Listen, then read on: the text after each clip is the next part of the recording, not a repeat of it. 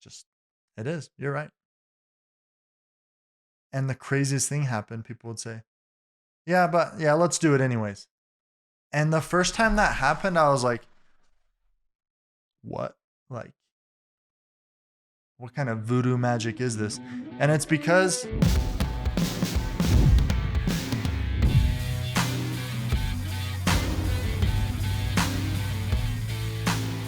what is up, everybody? Welcome to the Fight Against Mediocrity. My name's Kevin Kartchner, and here we help you create your own economy and teach you about sales, real estate, and business. Today, I'm going to do a book review of How to Win Friends and Influence People. You can tell I have the older version. It's been worn, torn, red.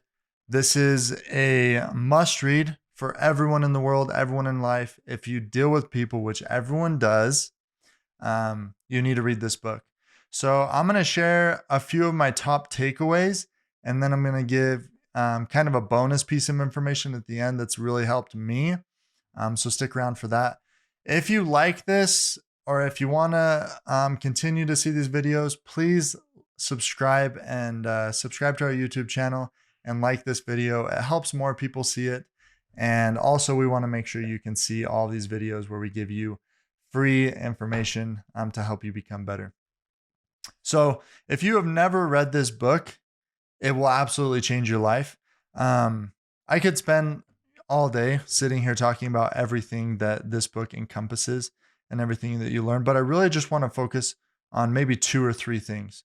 The number one is the word that is everyone's favorite word.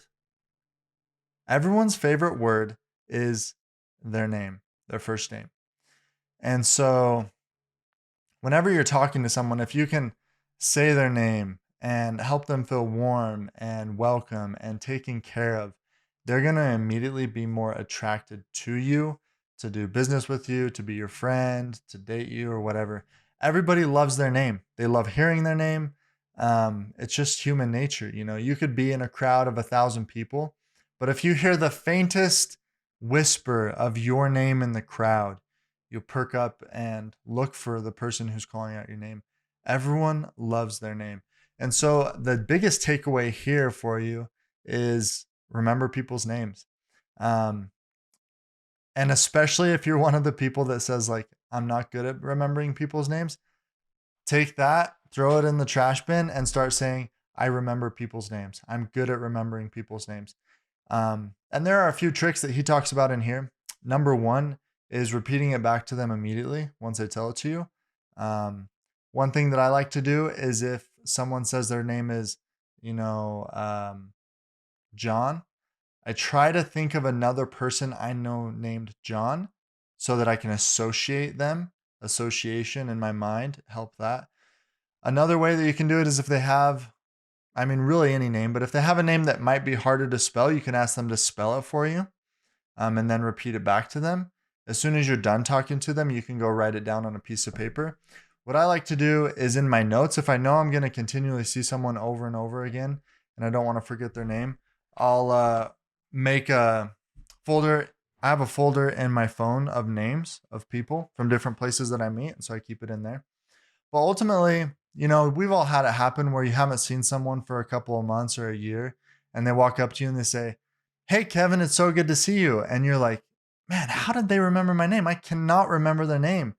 But irregardless, you feel so good that they remembered your name. It makes you feel important and special and like you matter. And at the end of the day, that's really all anybody wants, is to know that they matter to someone. So just like one of the simplest life hacks in the world is just remember people's names.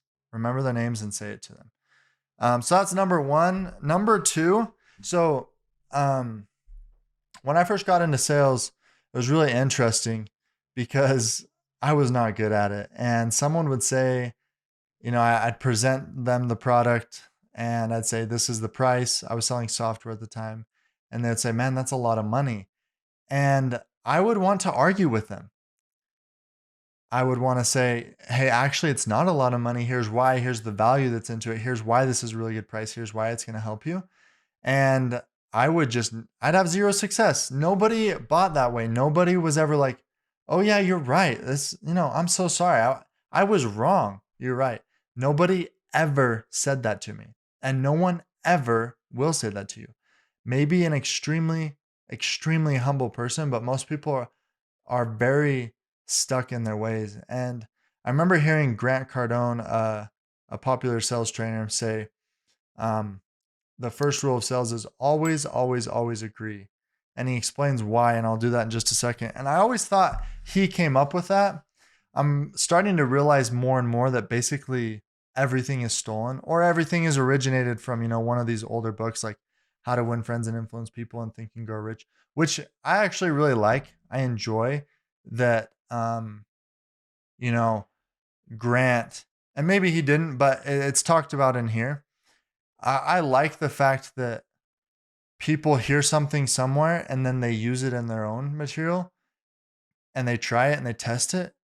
That just shows me the more times I hear multiple people talk about the same one principle, the more I can say to myself, that's a true principle founded in a lot of people practicing it and seeing results. So, anyways, he said always, always, always agree. And then I read this book again and it talks about how, um, the title of the chapter is You Can't Win an Argument. And he shares an experience of when he was at a party or something and someone said, "Oh, that's from the Bible." And it wasn't from the Bible and he knew it wasn't from the Bible. And so, Dale Carnegie dug in his feet and said, "No, you're wrong." And at the end of the day, one of his friends was like, "Why'd you do that? Like, he doesn't like you anymore because of that. You kind of ruined the atmosphere in the party. Like, was it really that important to prove him wrong?" And I'd love to hear everyone's comments. Like, have you ever done this? Are you having light bulb moments where you're like, oh man, I've done that before. I've tried to win arguments. Um, and I still do it with my wife, especially. Like, I try to win arguments. And every time there's the tension there. And I'm like, this doesn't matter. It's stuff like, should we, does chicken cook better in the oven or on the stove? It's like, who freaking cares? But you can't win an argument because people want to be right. People want to be understood. People don't want to be proven wrong. And it says, a man convinced against his will is of the same opinion still. So think about that for a second. Say for whatever reason, I think the sky is green. It's obviously most of the time really blue, depending on where you live. And you say, dude, Kevin, you are up in the night. The sky is blue. You're wrong. You suck, whatever. I'm not going to like you. Like, you're right. The sky is blue, but I'm not going to like you because of that. I mean, people are just prideful and selfish and want to be right. I'm just not going to like you. It's going to leave a sour taste in my mouth. And obviously, we all want to get to the point where we can take that criticism and handle that criticism. But it's just like 99% of the time, it's just not going to happen.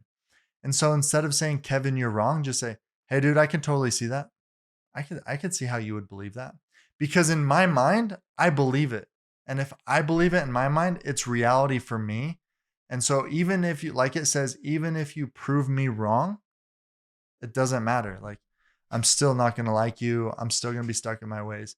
And so the principle of always, always agree, don't try to win an argument, just agree with people, changed my life, especially in sales, because when people would say, man, that's a lot of money, instead of trying to convince them otherwise, like, if there's one thing you take away from the video, it's this. Once I learned this, I stopped trying to convince people of the price. And I would just say, dude, or hey, girl or guy, whatever. You're right. It is a lot of money. It is. You're right. And the craziest thing happened. People would say, yeah, let's do it anyways.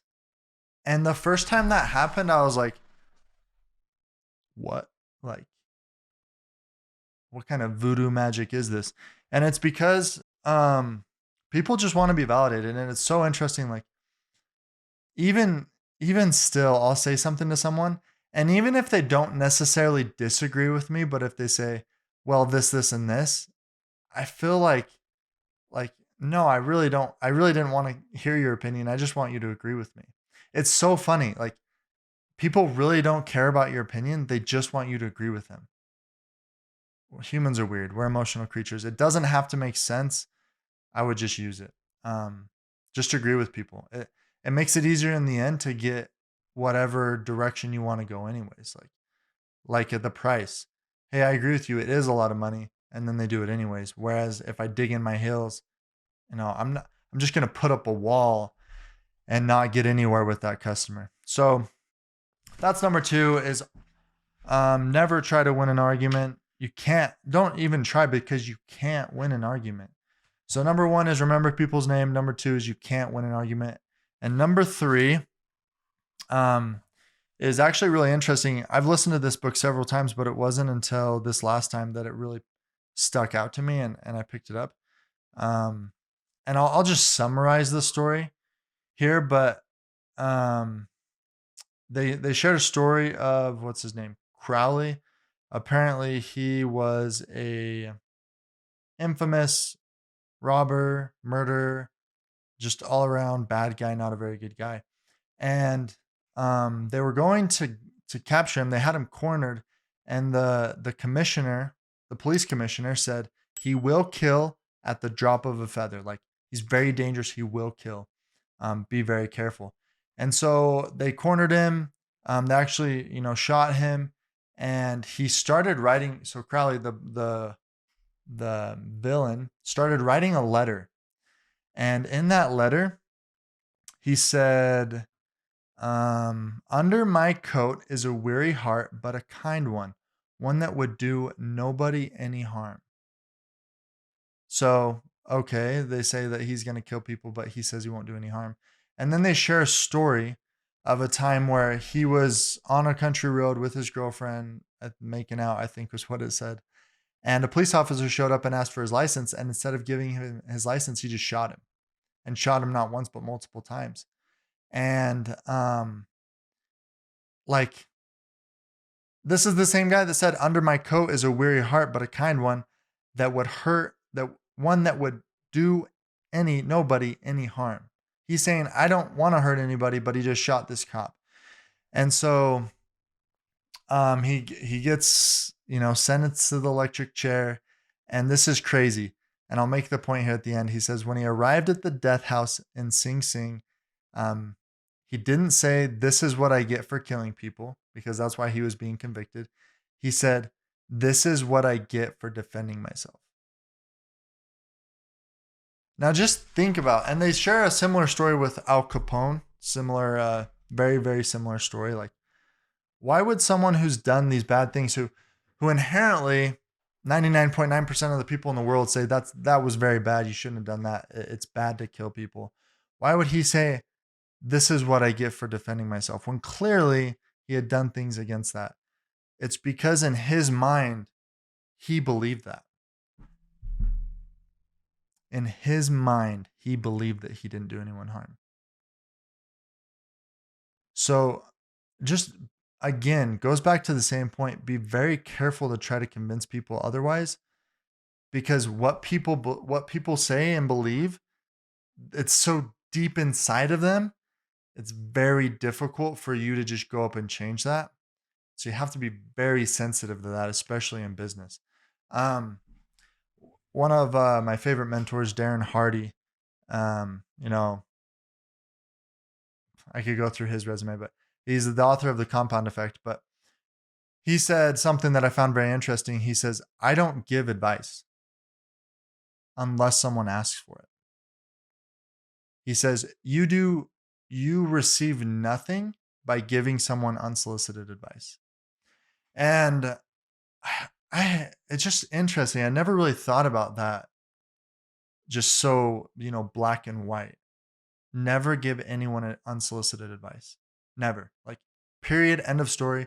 Obviously, in this discussion, he's giving me advice because I paid for one of his courses and programs. But he says, you guys, talking to us in his program, he says, you guys think I give advice all the time. But in my day-to-day life, when I'm just out and about with friends and family, I do not give advice. I do not give unsolicited advice. Now, if someone asks me, what would you do in that situation? Sure, I can. They want to change. They want to be humble. They want to learn. But he never gives unsolicited advice. I'd love to hear your thoughts about that. Do you agree with that? Do you disagree with that? Why? Never give unsolicited advice. Really interesting to think about. Ever since he said that, I've been, I ask people if I do, it's still tough. I give advice way more than I should, but um, when I do, I ask people like, hey, are you okay if I give you some advice and I coach you? I just like to ask that before. Um, then at least they're giving me somewhat of permission, but it's just really interesting. Back to Crowley, like he didn't think he did anything wrong. So what that says is people believe irrational things, and so don't try to change them with the rational. Anyways, if you guys enjoyed this book review, please subscribe, like, comment. I'd love to hear from you. Follow me on social media. Just it says a lot about you being here and listening to this video and wanting to learn and grow. So I want to especially give you kudos and saying like thanks for being here. Thanks for investing in yourself. Thanks for putting in the time to learn more. You are truly someone unique and a high achiever. I hope to hear and see more from you and meet you in the future. Have a great day, everybody, and we'll see you in the next video.